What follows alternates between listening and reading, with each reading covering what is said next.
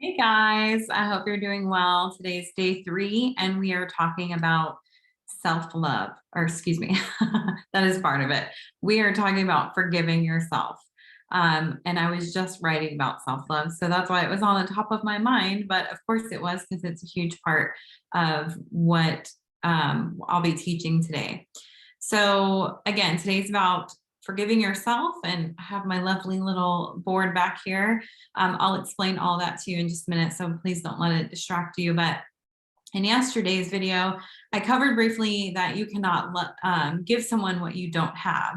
So if you don't have grace and forgiveness with yourself, you're not going to be able to fully extend that to other people. You might think that you are, but it's on conditional terms. So I love the verse, love your neighbor like you love yourself, but it makes me look in the world and see that we have so much dysfunction because people cannot extend to others what they don't have. And I feel like the way the world loves is very conditional, and the way that my husband and I teach it is unconditional love. So I'll start with self-worth. And this is something that was huge for me, is just learning that I don't determine my worth. I did not create myself. So I'm worthy, you're worthy because you were born here. You did not create yourself. So obviously you have been worthy enough to be created. Therefore, your self-worth doesn't come from you. Your thoughts cannot determine that. Your actions cannot determine that. It's a done deal. You're worthy. So I really hope you let that sink in, because that's the truth. It's the reality of, just being born here on earth at this time, and any time really, but especially at this time, you have purpose, you have worth, you were chosen for this time. So I love just putting that out there. But one of my mentors was talking to me about a pink diamond. This was on her podcast. She wasn't having a conversation with me, but she loves pink diamonds. Well, I'm a like silicone ring kind of girl, so I don't really relate. I mean, she's like classy with, diamonds and earrings and jewelry and makeup. And, I'm more casual with my sweatshirts, and I don't really like to wear makeup, and so we don't value the same things basically. It doesn't mean that any of us are less worthy. It's just, that's how we decide to be. I want to be myself. I'd feel very uncomfortable trying to be her. She would feel very uncomfortable trying to be me. But back to the pink diamond. If you were to Google like how much a pink diamond is, you would see that first, they're very rare and they're very expensive. I think I saw it goes up to like $700,000 a carat. Like, that blows my mind. And as someone who doesn't really appreciate jewelry, I can't even fathom that being the value of it, but it doesn't change the value of it. So when someone sees a pink diamond and they're like me and they don't value it, it's just their opinion, So she loves it. She finds value in it. I don't. We just have two different thoughts about it, but it doesn't change the value of the diamond. So it's much the same as yourself. Like, you might have an opinion. So like when you say I'm terrible and you cannot find yourself worthy of forgiveness, I know that you're worthy. So that tells me it's just your opinion about yourself, or a thought that you're having, because we've already established that you're worthy just because you're here on earth. So that also goes for other people. When others say that you're not worthy, they too are just sharing their opinion of you, and their opinion usually has, not even usually, their opinion always has to do more with what's going on in their own mind than it actually does with you. And that's why one of the biggest things that we teach our son is, you know what? Some days people are going to like you, and then the next day they won't, and you won't even know why. And it probably has nothing to do with you. So just continue just being yourself, and don't even worry about what's going on with them. If they want to tell you, they'll tell you. And if they don't, I mean, you have no control over that anyways. So going back to what we were talking about, I think the the biggest thing when it comes to our worth and like our past and today is about self-forgiveness. So maybe we think they're mistakes or we have regrets or whatever you want to call it. I want to offer to you that what if you saw it like you were in training to become who you were meant to be? What if you're in the process of discovering what it is to be a human being? All the emotions, everything, it's the package deal. You don't get to not feel the negative parts of life because we are human. We're going to experience all the emotions. So what if you're in the process of learning who you are? Like you get to decide that everything you've done is teaching or it has served you. And this is such a wonderful place to be. And it really gave me so much freedom, and especially forgiving myself, then the ripple effect was that I could forgive my mother and my father and my childhood and my past, which is all things that we'll be covering this week. But just starting with me, I like to ask myself questions like, how is this serving me? What is great about this? And I've been in some pretty terrible situations, like maxed out credit card, living on my back porch, just got divorced, no family to take me in.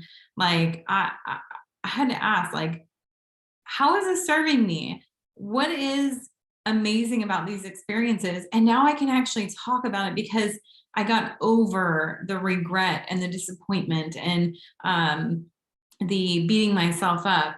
And now I get to share about, there were some very amazing times. I've learned so much about myself. And then a big one is, what do I love about myself in these circumstances? Because we can't change the circumstances. And I'll show you here. I'm very visual, so this helps me a lot. But so right here, and I did not come up with this. This is the self-coaching model from the Life Coach School, which I just love all their content and their material. It's really helped me with teaching people new skills, and where I got a lot of my internship and training from. So the C stands for circumstance. That's like the situation, whatever happened. It is like black and white. It's like what would hold up in a court of law. It's not your opinion. It's not like they treated me bad. It's they said this. I did this. It's what can be proven in a court of law. Then you have your thought, which is what you're thinking about this situation. And then your feeling that comes from the thought, because that's how it happens. It's not a feeling and then a thought. It's a thought that causes a feeling. And then you have your feelings trigger your actions, and the actions create results, and the results can always be linked back to the thought. So, and then I put up here, it's UI, which is an unintentional model, which means how you naturally responded without being aware that you can actually change the way you think about it. And then over here, I have the intentional model, which is where I started making the changes. I didn't go from here to here. It took practice for me to get here, and it took exploring and asking myself better questions to be able to get over this. And I use such a powerful example because this is something that really held me back in my life, and it just made me feel like I felt worthless. And I was like, well, if I'm worthless, I might as well treat myself worthless and continue living my life. But you can plug in whatever it is that you have trouble forgiving yourself for. So for me, it was that I cheated on my ex-husband. That was a huge thing. And then I put this line right here in green because this is where you get your power. Like this over here is powerless. This over here is powerful. This is how a powerful person shows up regardless of what has happened in their life. And you get to control all this. This does not determine. These are the same on both sides. What's different is my unintentional and my intentional.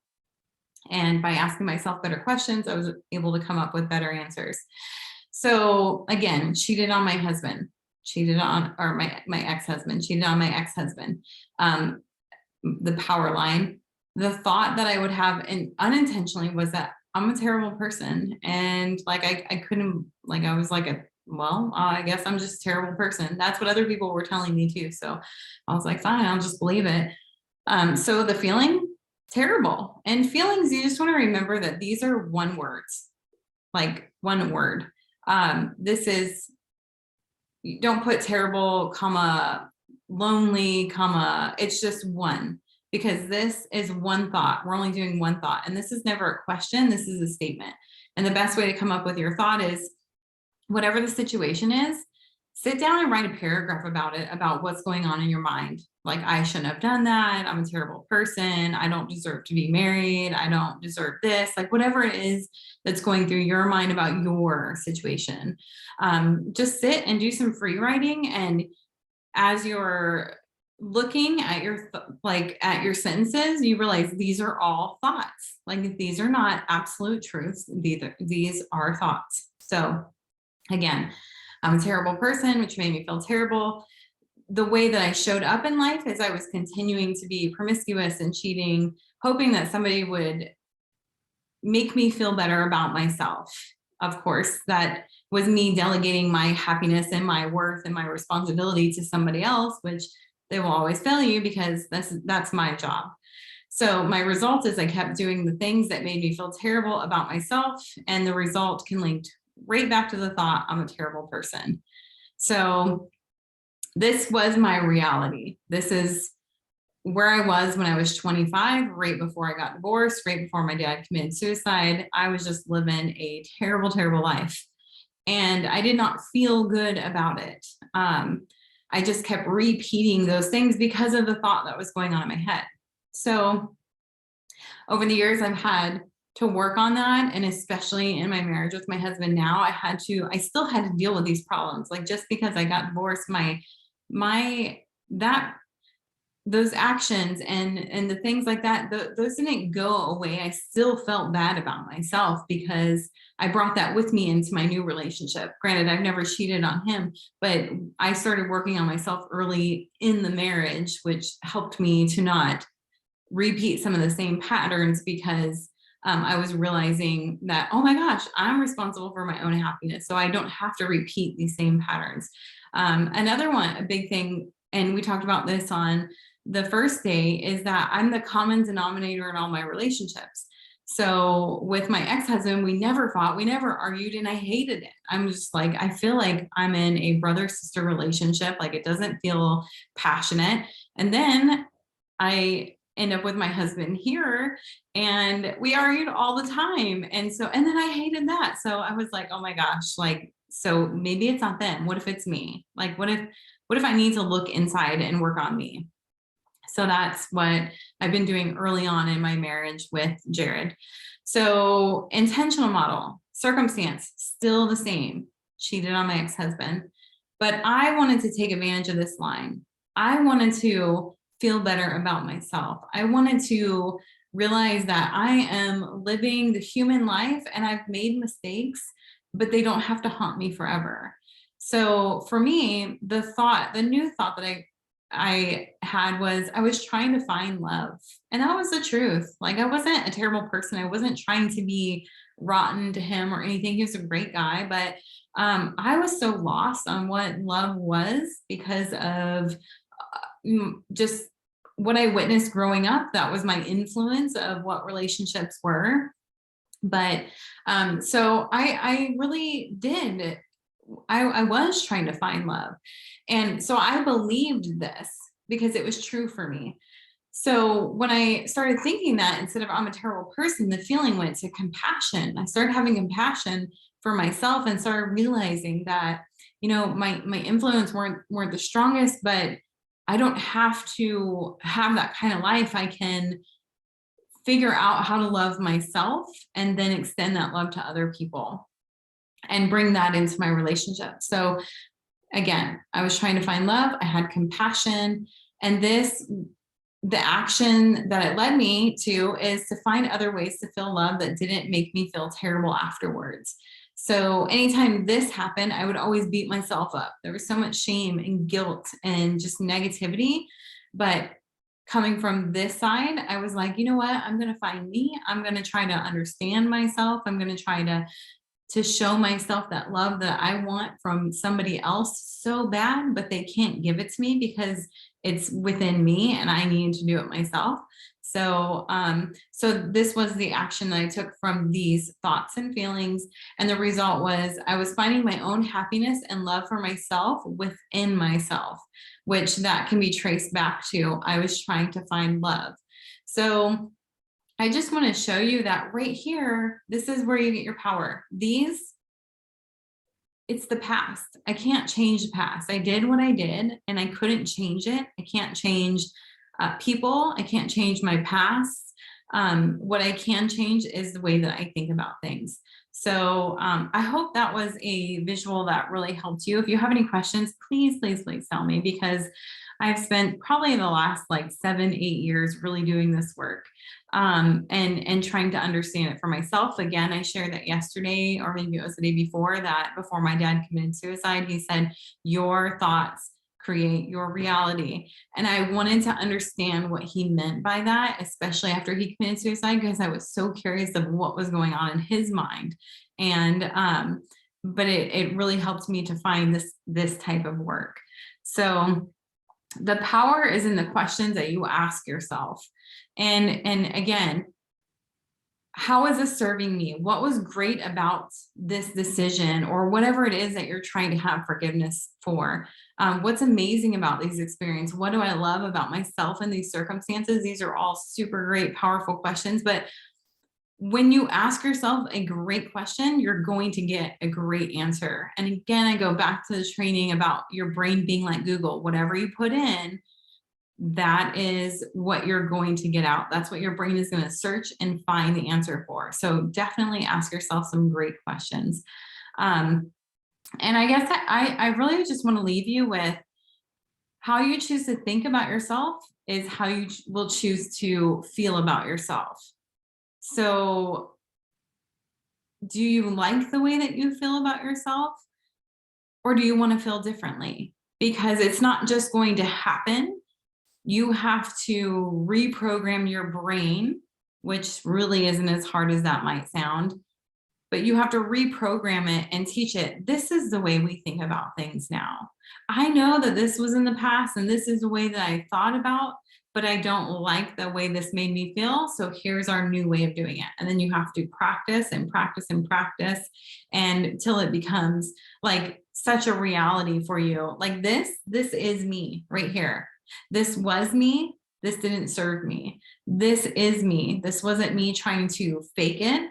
This was believable. It was really what I was trying to figure out in my life. And this is me. And when I make mistakes now, I ask myself, I will still do this same model. What did I learn from this? How did this serve me? So I hope that helped you. And I would love to, like, if you don't want to share it in a group, that's totally fine. I get it. Like, not everybody is as open as I am. I'm very transparent because I want people to know that they can overcome these things that they feel are so shameful. So I'm very open about my past and things that have happened with me, because I know that someone else is like, oh my gosh, I can forgive myself, like, and that's what I just love about the work that I do. But if you feel like you're not there, that's okay. Feel free to message me, or,